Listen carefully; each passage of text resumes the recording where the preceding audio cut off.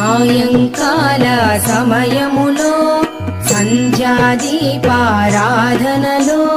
వచ్చును తల్లి మహాలక్ష్మి, వచ్చును తల్లి వరలక్ష్మి. కాళ్లకు గజ్జెలు కట్టింది, మెడలో హారము వేసింది, పిలచిన వెంటనే పలికింది, అడిగినదంతా ఇచ్చింది.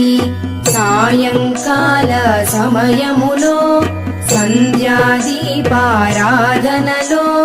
వచ్చును తల్లి మహాలక్ష్మి, వచ్చును తల్లి వరలక్ష్మి.